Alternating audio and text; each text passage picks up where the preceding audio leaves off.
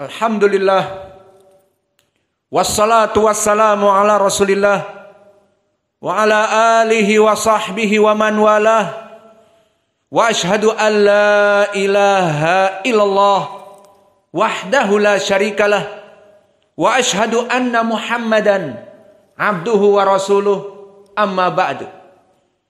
Adapun dari keutamaan berpuasa di dunia ini, fadailus siyam fi hadhihi dunya, yang ketiga adalah bahwa orang-orang yang berpuasa dijadikan oleh Allah farhah fi hadhihi dunya hina yuftir.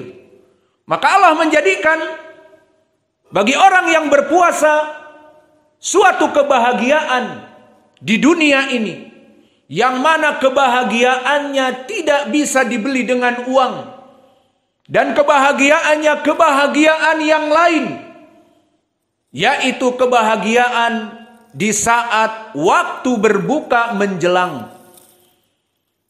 Dan kebahagiaan yang kedua, kelak di hari akhirah, dengan puasa ini menyebabkan dia bertemu dengan Allah di surga.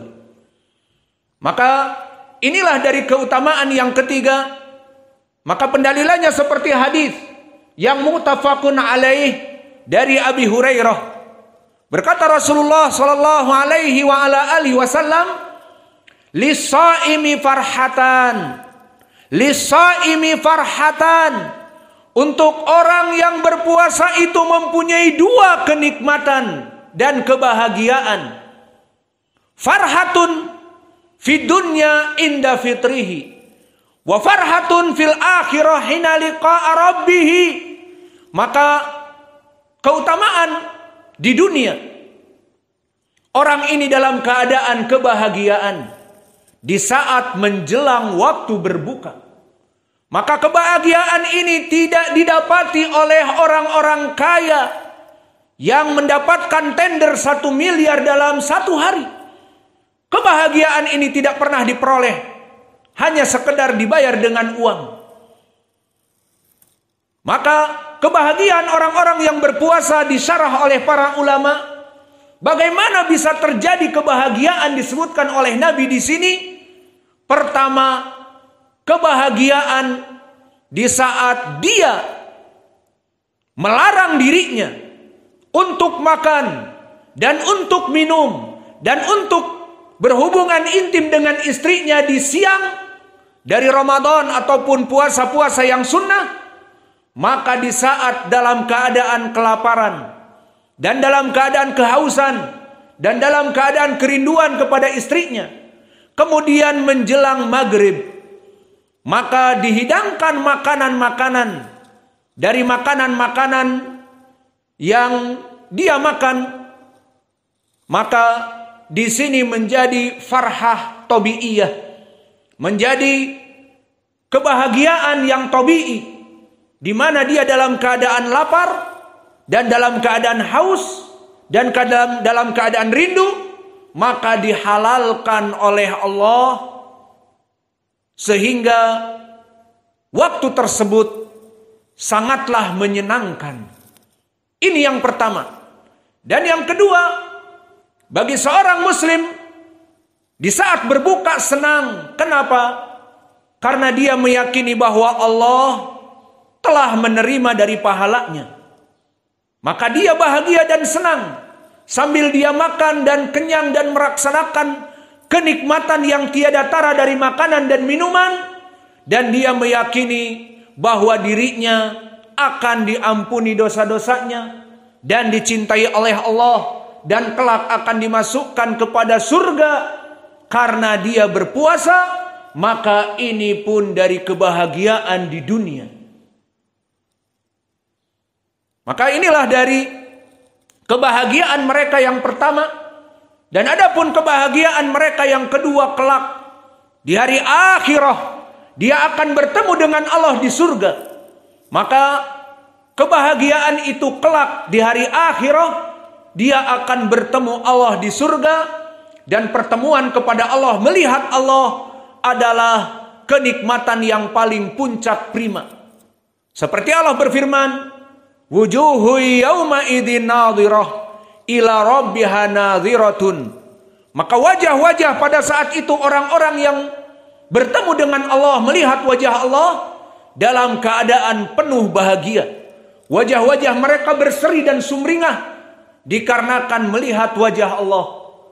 Dan melihat wajah Allah dalam keadaan bahagia ini adalah kenikmatan yang kedua bagi mereka orang-orang yang berpuasa. Maka dari keutamaan berpuasa di dalam hadis ini di dunia, di saat berbuka, dan di hari akhirah, di saat bertemu dengan Allah, di mana Allah menampakkan wajahnya. Dan disebutkan bahwa pada saat itu adalah tambahan dari penduduk surga yang dinamakan dengan yaumul mazid. Seperti ucapan Allah, lilladzina ahsanul husna wa ziyadah. Bagi mereka orang-orang yang berbuat baik di dunia melaksanakan puasa, dimasukkan kepada surga wa ziyadah, dan melihat wajah Allah Jalla wa Ala. Maka melihat wajah Allah dikarenakan penyebabnya adalah berpuasa, farhatun inda liqa'i rabbih. Maka dia akan berbahagia di saat bertemu melihat wajah Allah dikarenakan berpuasa. Maka inilah keutamaan berpuasa di dunia di saat berbuka, dan ini poin pendalilan kita. Dan tambahan faidah juga di hari akhirah, karena puasa menyebabkan dia masuk surga dan menyebabkan dia bertemu dengan Allah dan melihat wajah Allah yang merupakan puncak kenikmatan yang tiada tara. Dan yang keempat, dan ini kita tutup dari khutbah kita yang memang harus lebih baik pendek, maka kita cukupkan dengan yang keempat.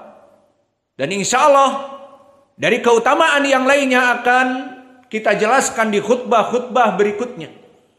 Maka yang keempat, asyam yuhadzibul akhlaq. Asyam yuhadzibul akhlaq. Maka dari keutamaan berpuasa di dunia ini, maka puasa itu mendidik akhlak menjadi mulia. Maka puasa itu menyaring akhlak menjadi akhlak yang mulia. Maka apa itu akhlak yang mulia? Husnul khuluq ataupun akhlak yang mulia adalah akhlak yang dilandasi dari Al-Quran dan Sunnah, dari syariat Islam ini. Itulah akhlak yang mulia. Maka oleh sebab itu di Al-Quran disebutkan Nabi Muhammad, innaka la'ala khuluqin azim, bahwa sungguhnya engkau wahai Muhammad mempunyai khuluqin azim. Ditafsirkan oleh Ibnu Abbas dan telah kita lewati di Jumat yang lalu. Makna khuluqin azim di atas syariat agama Islam yang mulia, dari akhlak-akhlak Islam yang mulia yang bersumber dari Al-Quran dan Sunnah Nabi.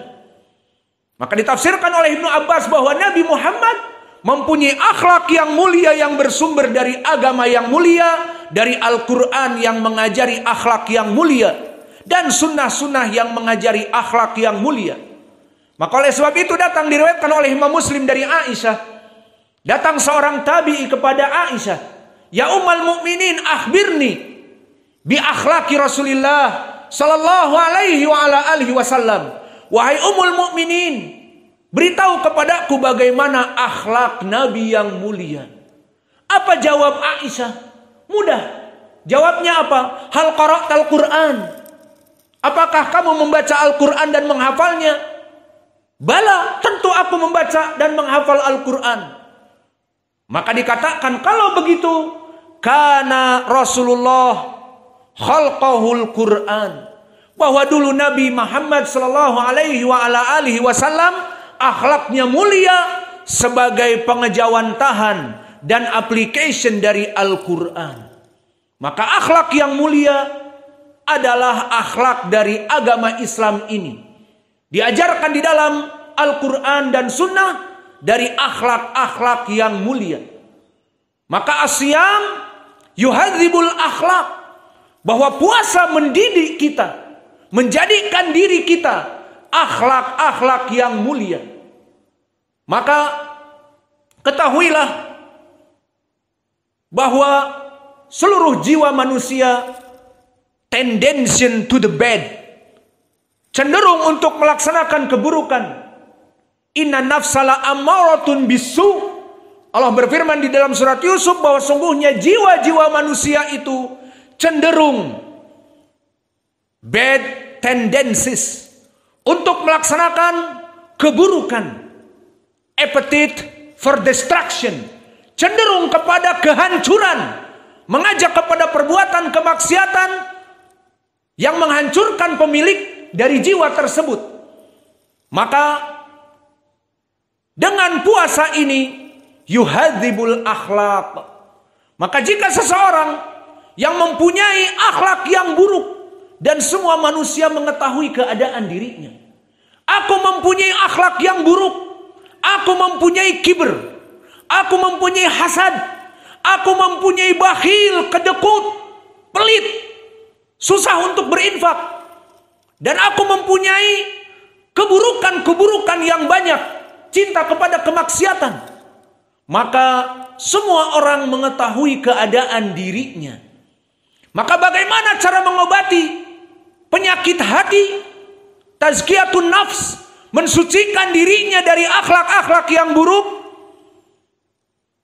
Bisyam, maka dengan berpuasa. Maka di sini asyam yuhadzibul akhlaq, bahwa puasa itu akan menyebabkan akhlak menjadi mulia. Yang tadinya akhlaknya buruk, banyak berpuasa, maka Allah menjadikan akhlaknya jadi mulia. Disaring akhlaknya menjadi mulia. Yang buruk-buruknya dibuang. Dan ditempatkan di hatinya menjadi mempunyai akhlak yang mulia. Itulah keutamaan dari berpuasa. Mana dalilnya? Banyak. Maka kami singkat dengan menyebutkan hadis. Yang pertama, hadis yang diriwayatkan oleh Imam Ahmad dari Waqi' Ibnul Jarrah, an Qurrah ibni Khalid, an Yazid ibni Abdullah ibni Syukhair, an al-A'rabi. Datang seorang badu kepada Nabi dan mengatakan tentang berpuasa. Maka dikatakan oleh Nabi, sum yaumus sabr wa salatati ayyam fi kulli syahr yudhibna waharas sadr, yudhibna wagoros sadr.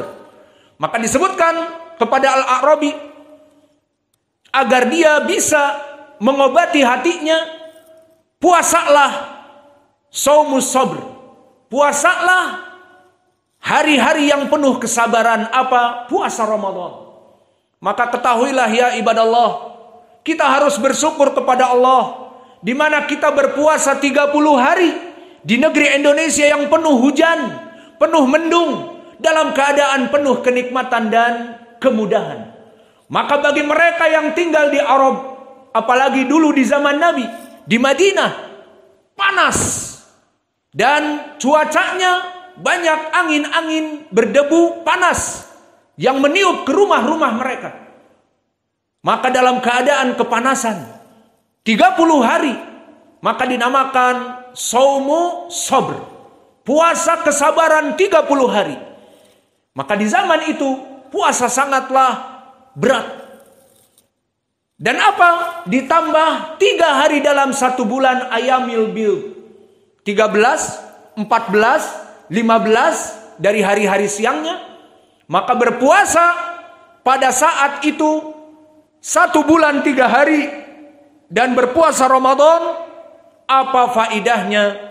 Yudhibna wagoros sadr, diriwayat waharos sadr, akan menghilangkan panas dari penyakit-penyakit hati.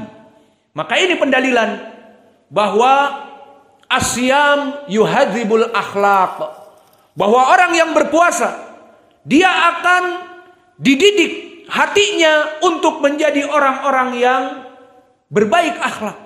Yang tadinya bakhil, pelit kedekut, merasakan dengan lapar yang dia rasakan bagaikan para pengemis yang lapar, bagaikan orang-orang yang Allah berikan rizki yang sedikit, mendambakan makanan-makanan yang enak, maka dengan berpuasa dia merasakan bagaimana rasanya lapar. Maka akhirnya kebakhilan dia, kedekutnya dia berkurang, mulai menginfakkan dari sebagian hartanya, bukan semuanya, sebagian yang lebih dilebihkan. Dan kemudian dengan penuh kesabaran dari berpuasa, dia menjadi orang yang penuh kesabaran, tidak bersumbu pendek. Seperti dinamit yang sumbu pendek, sedikit-sedikit meledak. Mendengar ucapan dari tetangganya yang buruk meledak. Mendengar ucapan dari santri-santrinya yang tidak mempunyai adab meledak. Maka sumbunya menjadi panjang 1 kilo. Mendengar ucapan-ucapan buruk dari siapapun, sabar, puasa, dan seterusnya. Maka yuhadzibul akhlak, mendidik orang yang berpuasa dengan puasa Ramadan, dan 3 hari dalam 1 bulan, yudhibna waghras sadr, menyebabkan terjauhnya dari penyakit hati dan panasnya hati. Disebutkan oleh para ulama al-hasad, wal kibr, wal bakhil, dan yang lainnya. Ini semuanya penyakit hati, dan terapi ini dilakukan dengan berpuasa. Maka hadis ini barakallahu fikum, hadis yang sahih. Semua rijalnya thiqat seperti kami sebutkan tadi. Dan ini di hadis Imam Ahmad dengan lafaz tadi. Dan di sana ada hadis muttafaqun alaih dari Abi Hurairah. Yuhadzibul akhlaq kadzalik. Bahwa puasa itu menjadi pendalilan mendidik akhlak yang mulia. Mana dalilnya? Kalau tadi jelas. Yudhibna waghras sadr.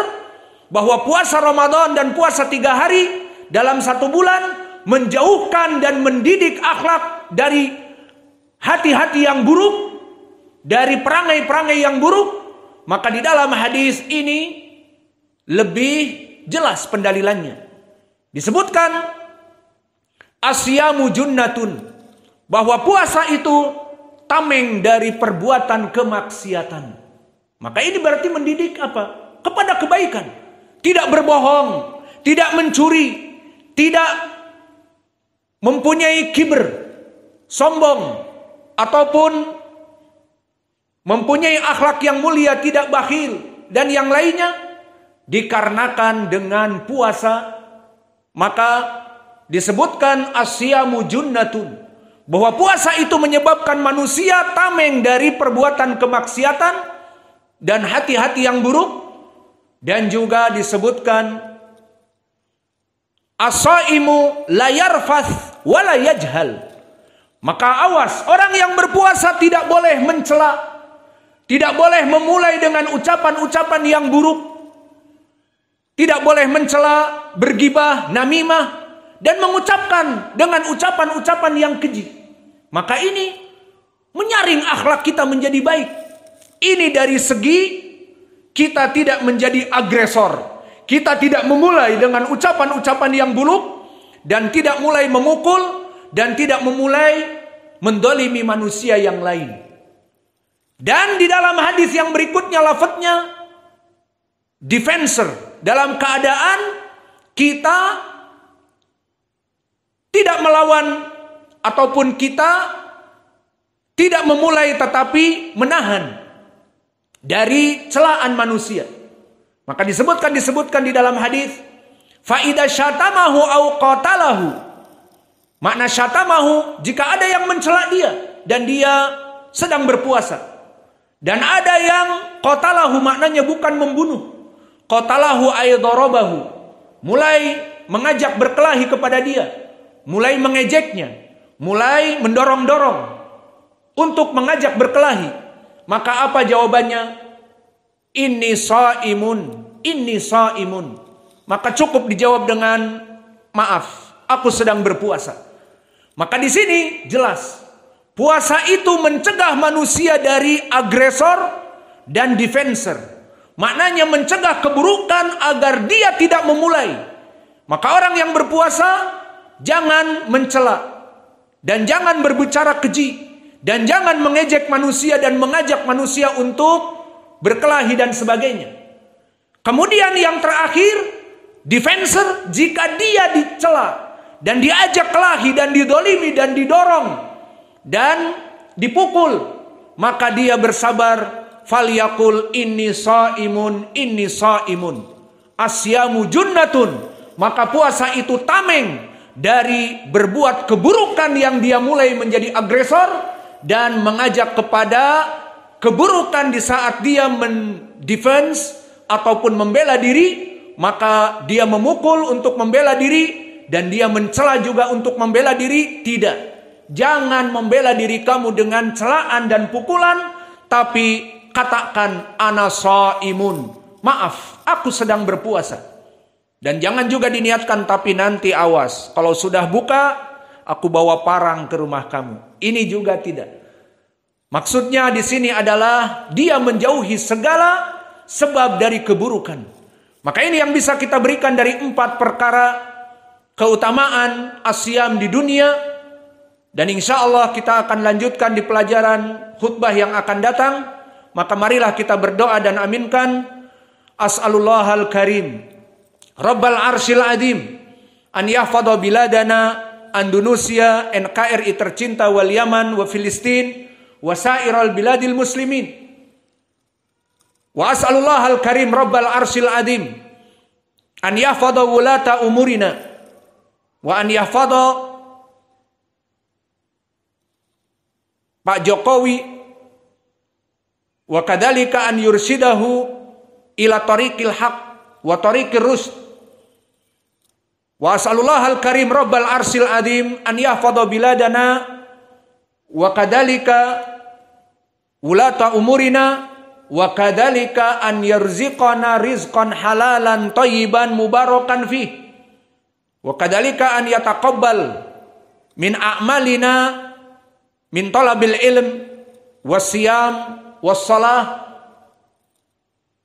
Maka kita meminta kepada Allah, artinya agar Allah melindungi NKRI tercinta ini dari seluruh fitnah yang besar dan yang kecil.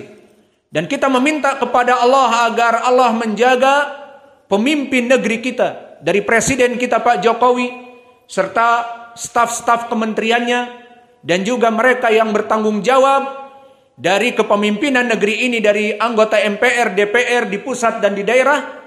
Maka wahai Allah, bimbinglah mereka kepada jalan yang benar. Maka di saat mereka membuat konstitusional, mereka membuat undang-undang yang sesuai dengan ajaranmu yang benar ya Allah. Agar kami rakyat yang diwajibkan untuk taat kepada mereka, kami mentaati mereka di saat mereka mentaatimu ya Allah. Ati'ullah wa ati'ur rasul wa ulil amri minkum. Maka taatlah kalian kepada Allah dan Rasulnya dan kepada para pemimpin kalian. Kita mentaati mereka Pak Jokowi dan seluruh staf-staf dari yang bertanggung jawab atas negeri ini. Kita taat kepada mereka dalam keadaan ma'ruf. Dan kita meminta kepada Allah agar Allah memberikan rizki kepada kita yang halal dan diberkahi. Dan juga kita meminta kepada Allah agar Allah selalu menjaga dakwah kita, dakwah di Ma'had Muqbil Al-Wadi'i yang gratisan ini, agar Allah memudahkan kepada kita dari semua biaya operasional dakwah. Dan yang terakhir kita doakan bagi mereka orang-orang yang membantu dakwah ini, baik membantu dengan keuangan atau membantu dengan pemikiran, ide-ide dan bahkan pengajaran. Yang ikhlas mengajar dengan mentasmi Al-Quran, ikhlas mengajar bahasa Arab, ikhlas mengajar apa saja dari kajian-kajian yang ada. Maka kami mendoakan kepada mereka, ya Allah, berikanlah mereka pahala yang besar di dunia dan kejayaan di dunia dan di hari akhirat kelak. Dan ini sesuai dengan janjimu, in tansurullah yansurkum wa yuthabbit aqdamakum. Maka maknanya adalah jika kalian menolong agama Allah, menolong dakwah dengan bersedekah dari harta dan keringat dan pemikiran dan pengajaran yang ikhlas diberikan kepada Allah, maka Allah menjanjikan yansurkum, Allah akan membantu kalian di dunia ini. Maka tidak cukup dengan itu, wa yutsabbit aqdamakum, dan Allah juga akan menjayakan kalian lebih jaya lagi dengan dikuatkan pondasi-pondasi kalian di dunia. Maka oleh sebab itu, marilah kita berta'awun alal birri wat taqwa dalam membangun dakwah ini, sehingga apa yang kita berikan untuk dakwah ini dari keikhlasan dalam bersedekah ataupun dalam pengajaran, Allah menjadikan kita menjadi orang-orang yang jaya raya, kaya raya di muka bumi ini sebelum kita masuk kepada surga. Dan kita tutup dengan doa, Rabbana atina fid dunya hasanah wa fil Alhamdulillahi rabbil alamin, Ar-Rahmanir Rahim, Maliki yaumiddin, Iyyaka na'budu wa iyyaka nasta'in, Ihdinas siratal mustaqim, Siratal ladzina an'amta 'alaihim ghairil maghdubi 'alaihim waladdallin. Amin. Bismillahirrahmanirrahim. Sabbihisma rabbikal a'la alladzi khalaqa fasawwa والذي قدر فهدى والذي أخرج المرعى فجعله غثاء أحوى سنقرئك فلا تنسى إلا ما شاء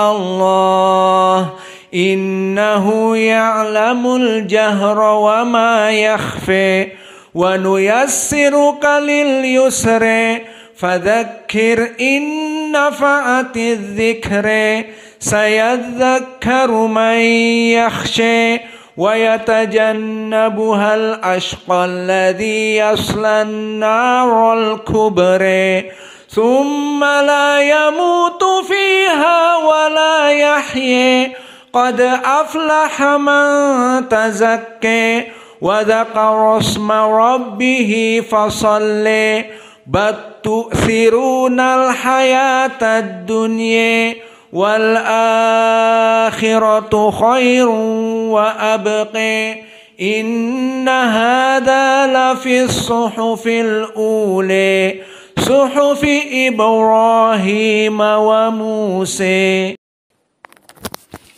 Alhamdulillahi rabbil alamin, Ar-Rahmanir Rahim, Maliki yaumiddin, Iyyaka na'budu wa iyyaka nasta'in, Ihdinas siratal mustaqim,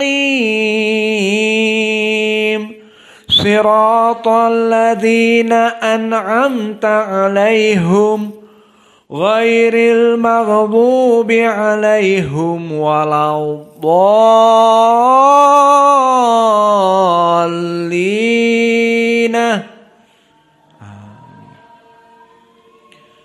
Bismillahirrahmanirrahim.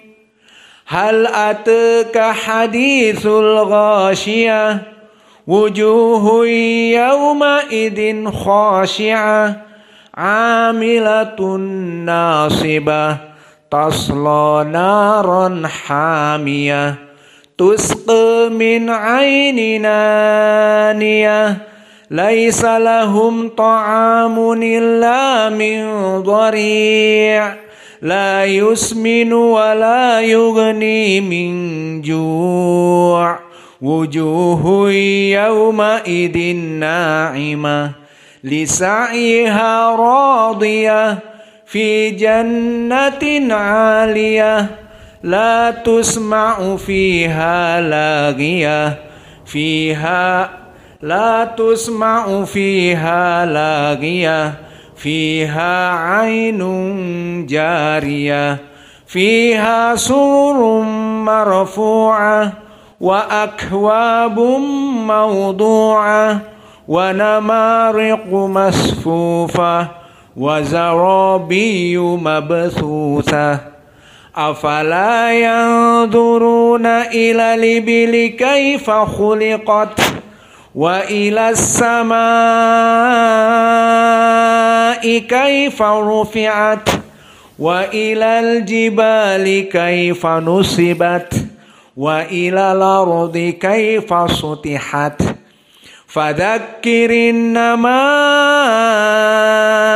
أنت مذكر لست عليهم بمسيطر إلا من تولى وكفر فيعذبه الله العذاب الأكبر إنا إلينا إيابهم ثم إن علينا حسابهم.